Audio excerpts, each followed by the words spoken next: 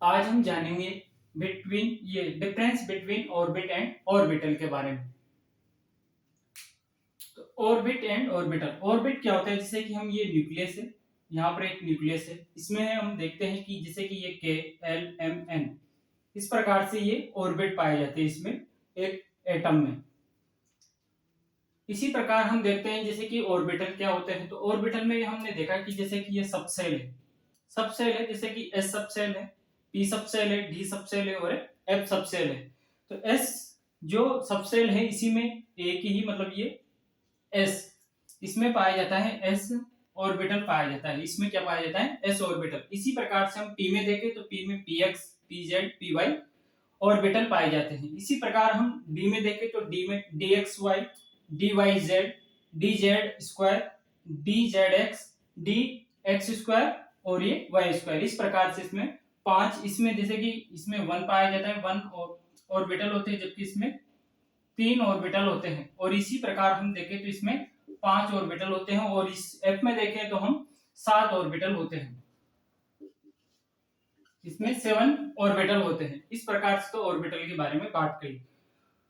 अब हम कुछ डिफरेंस और देखते हैं। जैसे कि यहाँ बताया हम कि ऑर्बिट, ऑर्बिट के बारे में बोर ने बताया। किसने बताया? ऑर्बिट के बारे में बोर ने बताया। जबकि हम ऑर्बिटल की बात करें तो ये orbital result of wave mechanics theory, यानी कि ये तरंग यांत्रिकी का परिणाम है। क्या है? ऑर्बिटल क्या है? तरंग यांत्रिकी का परिणाम है।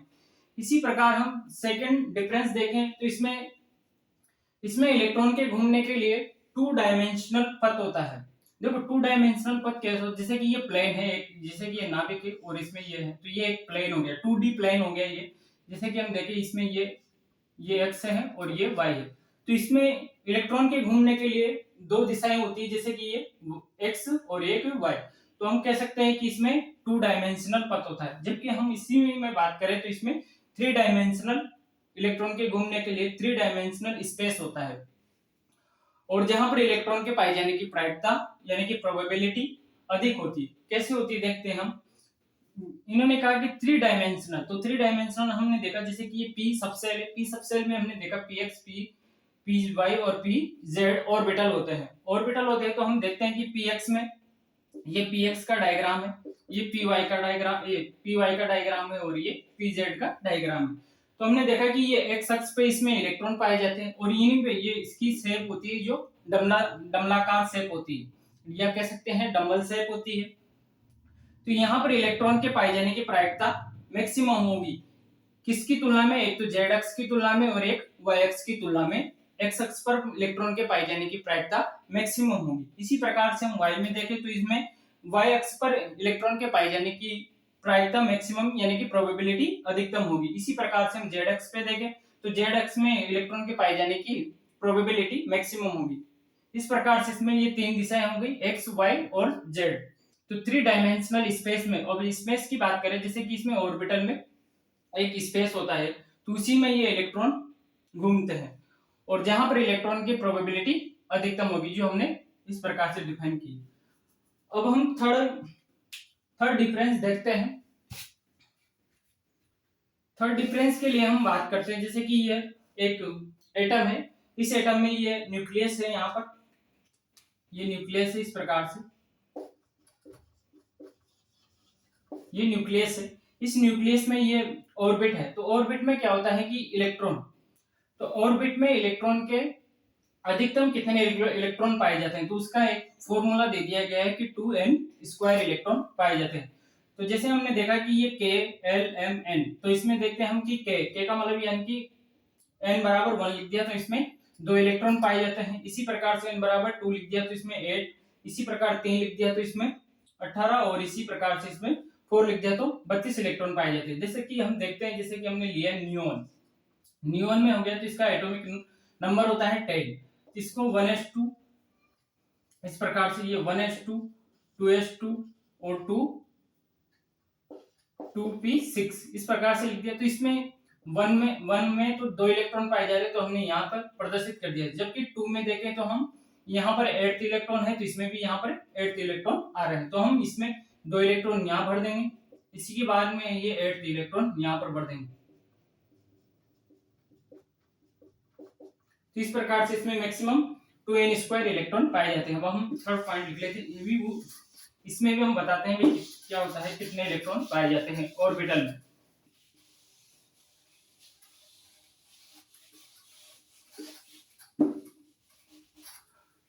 इसमें ये थर्ड पॉइंट लिखे हम, तो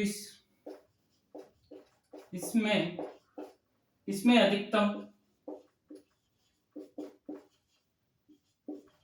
अधिकतम 2n² इलेक्ट्रॉन पाए जाते हैं। जबकि हम इसमें थर्ड पॉइंट लिखे, तो थर्ड पॉइंट में ये लिखेंगे हम कि इसमें मैक्सिमम कितने इलेक्ट्रॉन पाए जाते हैं, 2 ही इलेक्ट्रॉन पाए जाते हैं। कितने इलेक्ट्रॉन पाए जाते हैं, 2 इलेक्ट्रॉन पाए जाते हैं, जो कि इस प्रकार से पाए जाते हैं।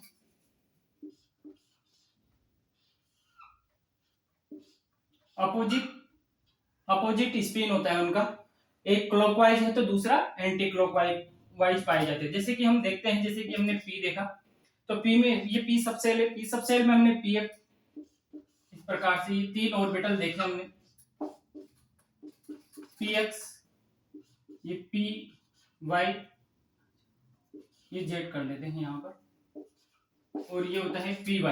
ये 3 ऑर्बिटल देखे, तो इसमें मैक्सिमम कितने इलेक्ट्रॉन भरेंगे हम, 2 इलेक्ट्रॉन भरेंगे। मैक्सिमम कितने इलेक्ट्रॉन भरेंगे हम, इनमें 2 इलेक्ट्रॉन भरेंगे, वो भी विपरीत चक्रण युक्त वाले, यानी कि अपोजिट स्पिन वाले इलेक्ट्रॉन भरे जाएंगे इनमें। तो इसमें 2 ही इलेक्ट्रॉन होते हैं मैक्सिमम, और ये विपरीत चक्रण युक्त होते हैं, यानी कि विपरीत यानी कि अपोजिट स्पिन वाले इलेक्ट्रॉन पाए जाते हैं। अब हम फोर्थ पॉइंट की बात करें, तो फोर्थ पॉइंट देखें हम, तो इसमें ये ऑर्बिट है, तो ऑर्बिट में इलेक्ट्रॉन के घूमने के लिए, जैसे कि इलेक्ट्रॉन घूमता है ऑर्बिट में, जैसे कि ये नाभिक है, और इसमें ये ऑर्बिटल होते हैं, इस प्रकार से ऑर्बिट होते हैं। तो इस प्रकार, जैसे कि ये K और ये L, ऐसे ऑर्बिट है इसमें। तो इसमें इलेक्ट्रॉन के घूमने के, जैसे कि ये इलेक्ट्रॉन है, तो ये इलेक्ट्रॉन वर्ताकार पथ में गति कर रहा है, तो हम कह सकते हैं कि ऑर्बिट में इलेक्ट्रॉन के घूमने के लिए एक वर्ताकार पथ होता है। और इसमें ये भी कहेंगे कि यह अवधारणा हाइजेनबर्ग के अनिश्चितता के सिद्धांत की पालना नहीं करती। 1 मिनट ये लिख लेते हैं, अभी समझ में आ जाएगा सब क्या है। ऑर्बिट में इलेक्ट्रॉन वृत्ताकार पथ में घूमता है इस प्रकार से, जो कि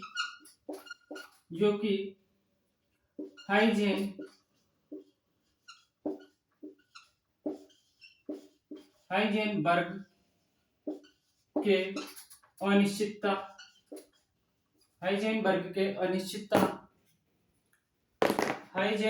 के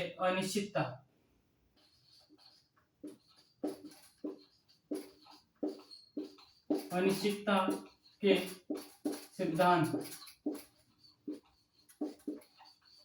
सिद्धांत की पालना नहीं करता है। यह हाइजेनबर्ग के अनिश्चितता के सिद्धांत की पालना नहीं करता है। क्यों नहीं करता है, अभी देखते हैं। अभी इसी में लिखेंगे हम फोर्थ पॉइंट, तो इसमें कहेंगे हम कि यह हाइजेनबर्ग के, इसमें हम फोर्थ पॉइंट लिखेंगे, तो हम इसमें कहेंगे कि यह हाइजेनबर्ग के अनिश्चितता के सिद्धांत की पालना करता है।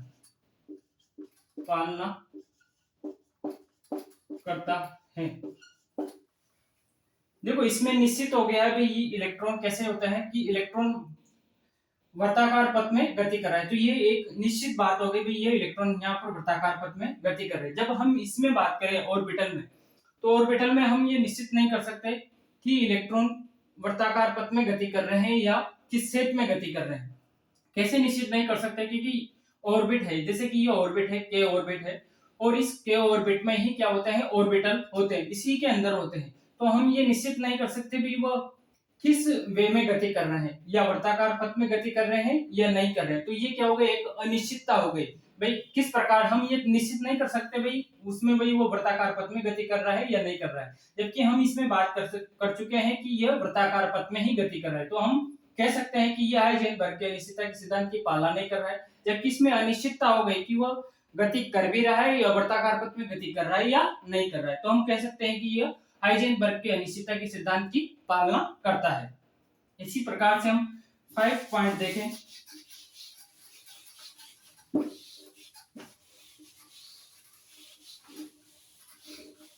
फाइव पॉइंट में हम ये देख सकते हैं कि इसमें दिशात्मक गुण नहीं होते हैं। इसमें दिशात्मक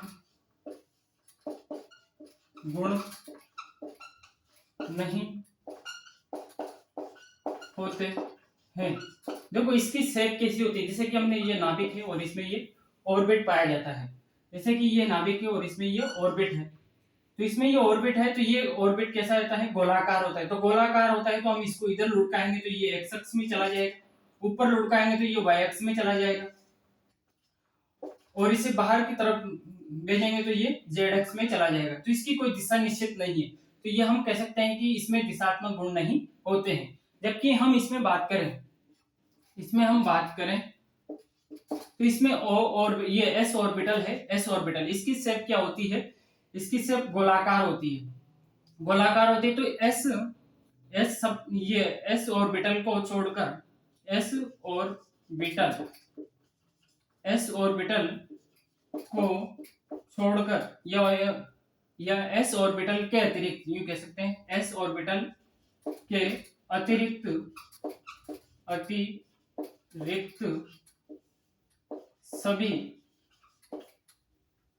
सभी दिशात्मक गुण प्रदर्शित करते हैं।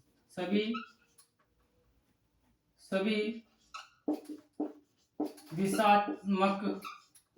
दिशात्मक गुण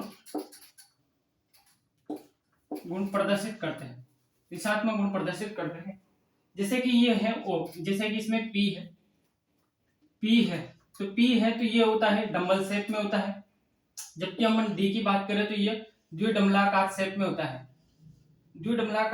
होता है, इसी प्रकार से हम F की बात करें तो इसकी संरचना जटिल होती है। अब हमने बात की थी कि P में 3 ऑर्बिटल होते हैं, जैसे कि Px, Py और ये होता है Pz होते 3 ऑर्बिटल होते, तो इसकी दिशा निश्चित होगी भाई, ये x अक्ष पे पाया जाएगा, ये y पे पाया जाएगा और ये z पे पाया जाएगा। तो इस प्रकार से, और इसमें s के अतिरिक्त सभी की, x ऑर्बिटल के अतिरिक्त सभी की क्या होते हैं, दिशात्मक गुण होते हैं, जबकि इसमें दिशात्मक गुण नहीं होते। थैंक यू, आपको समझ में आया।